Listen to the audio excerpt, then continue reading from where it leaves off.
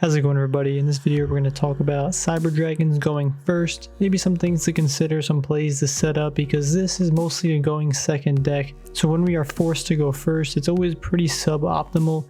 However, there's still some things you should probably consider and probably set up on the board just to ensure that you're not going to get completely destroyed next turn. With this type of scenario, it's probably best to do test hands, so we'll do that a little bit later in the video. But for right now, let's just generally talk about what should we be setting up and things that we should be doing. We have a side deck, I'll talk about that a lot later in the video. But for now, our main deck, in case anyone's wondering, I'll leave a link in the description below of the deck that we are running. This deck has a lot of board breaking cards and a lot of not going first cards. Probably the most important cards we need to set up on the board is hopefully an Infinity, and if we can get a Cybernetic Overflow on the field, that would also be kind of relevant as well. That is why we do run the one Cybernetic Overflow, because if we do go first, at least we have some sort of interaction with our opponent where we can destroy something they might be trying to set up. The Cyber Dragon Infinity is going to allow us to get one Omni Negate, which is good. It's not absolutely amazing though, because most people can play it through one negate these days. Another thing we'll consider a little bit later on in the video is Cyber Eternity Dragon. This requires a lot more setup and is probably not going to end up happening. It's a little bit more greedy of a play. However, if you are able to get this on the field and a fusion in the graveyard, this is kind of indestructible. Again, it's not going to be probably your go-to play because a lot has to happen, but we will discuss that. Let's go over the absolute bare bones play. How do you get Cybernetic Overflow on the field? Obviously if you draw it, but the main way here is if you get a Cyber Dragon core and you somehow are able to summon it and it doesn't get negated, then you can search Overflow and at least set it. Having Cyber Dragon on the field as well as Overflow set during your opponent's turn, at least you can destroy one thing by banishing this Cyber Dragon. And again, this does not target, it just destroys. So quite good. That is only one form of disruption, but again, this is not a going first deck, so anything that counts. If you do start with core going first, you're typically going to want to just go for Overflow and hope for the best. Next up, we could talk about the very easy way to get Cyber Dragon Infinity out.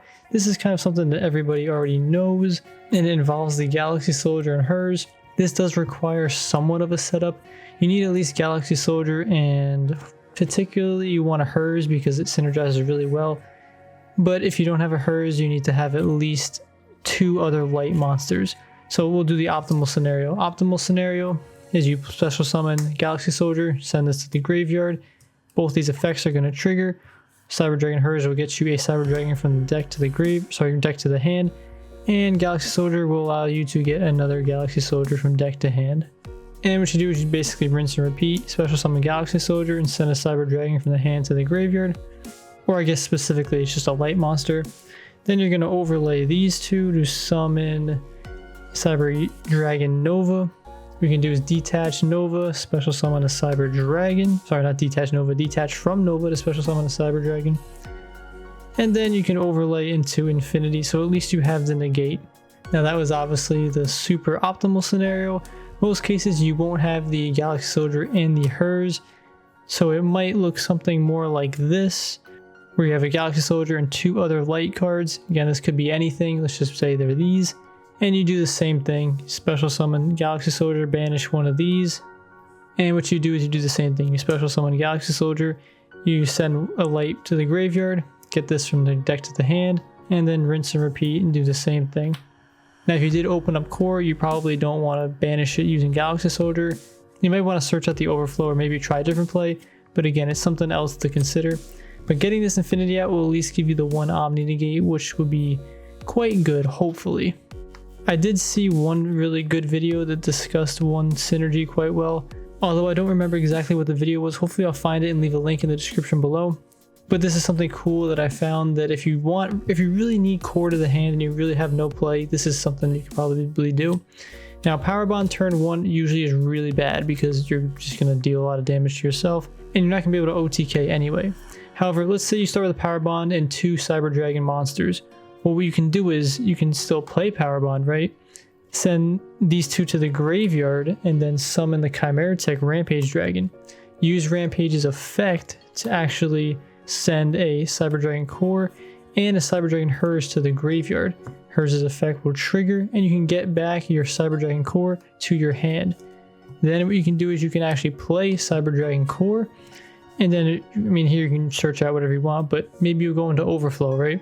Now, this Overflow is super powerful because you have 1, 2, 3 targets for the Overflow, as well as a 4200 attacker right here. Just as a reminder, you can still activate Rampage's effect to send to the graveyard, even if it's the first turn, because you don't need to conduct the battle phase in order to activate this effect. So that is a nice way if you have Power Bond in your hand, as well as 2 other Cyber Dragon monsters, just to kind of feed the graveyard, get a core to your hand, and then get a cyber spell that you really need.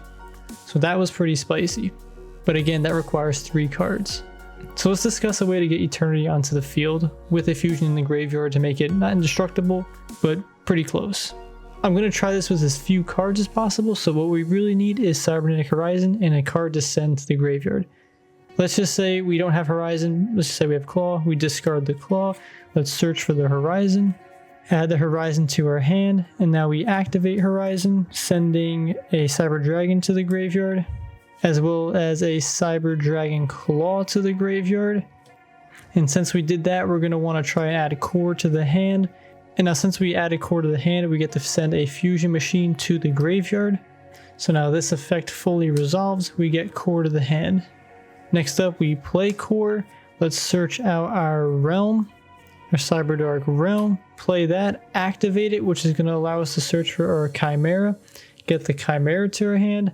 Now we get to use Realm's effect to normal summon the Cyberdark Chimera.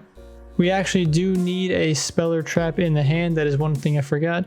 So in order for this play to work, we need a Speller Trap to discard, we need Cybernetic Horizon, and we need a Cyber card to send to the graveyard, a Cyber monster specifically. So let's assume we had a Raigeki or something. We discard the Raigeki off of Cyberdark Chimera's effect to allow us to get a Power Bond to the hand. Now we can do is we can link off these 2 to summon Seeger. I guess Seeger can't really be on the screen, but he'll be right here. And then lastly, we'll activate Power Bond.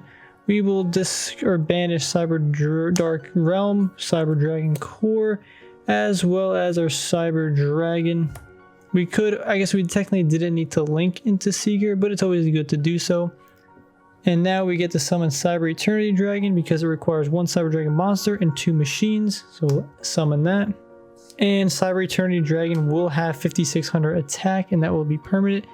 And as long as Chimeratic Rampage is in the graveyard, this card cannot be targeted with card effects our opponent controls, and it cannot be destroyed by card effects by our opponent.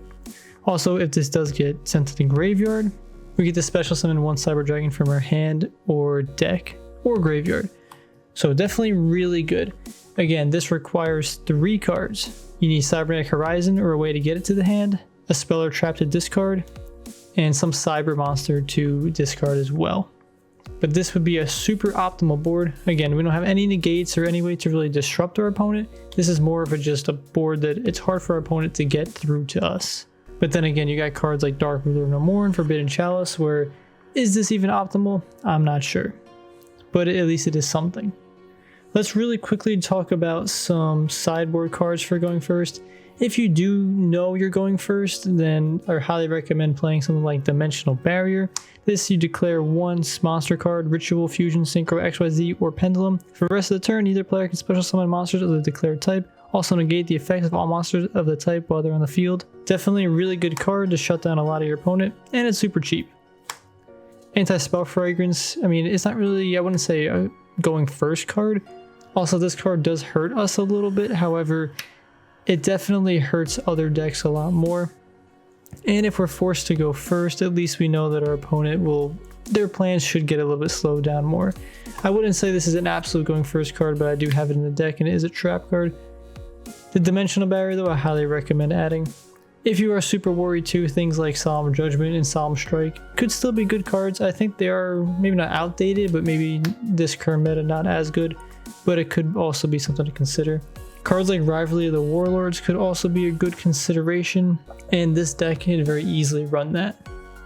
One thing to also do if there are a lot of good going second decks in the current meta is to run more hand traps. I actually don't run like really any hand traps besides Infinite Impermanence, I run more board breaking cards because I think they're just a little bit more impactful. However, if you're forced to go first more often, at least the hand traps are kind of active on both players' turns. Let's briefly go into like a test hand or two just to kind of see, you know, what should we be doing with the hand that we're given, whoops, as well as just some other thoughts to consider. So for this hand, we got Core, which is great. We got the Pankratops, which is absolutely useless. Naxter is not terrible. Change of Heart, absolutely useless in the first hand. And we have Cyberdark Claw. Now, this actually is a really good hand, especially because we have this. This hand, we can go into our Eternity Dragon because we have the discard, we have the way to get Horizon, we also have a discard, and we have a Cyber Dragon Core, which is just another bonus. What this hand can actually do as well is play through a negate, or a hand trap specifically, which we didn't really consider in the previous one. So what do we value more, getting the Cyber Dragon Core effect to resolve, or getting the Horizon to our hand? Core can also search Cybernetic Horizon, but the main thing we want to search off of Cybernetic Horizon is Core, so we already have the target that we want. The main thing being here that we want our Eternity Dragon to hit the field, if we want to go that route, which I think we probably should. It does not look like this can summon Infinity. We can easily summon Seeger though, but I don't think we really want to do that. One thing too, if you are expecting to go first a lot more, is to add Cyber Dragon Dry to the deck. That will allow you to get a lot more easily plays into Infinity just based on the effect of Cyber Dragon Dry. And it is searchable if you have Emergency, but you do only get one normal summon. However, with cards like Naxter, at least you can try and get another Cyber Dragon onto the field.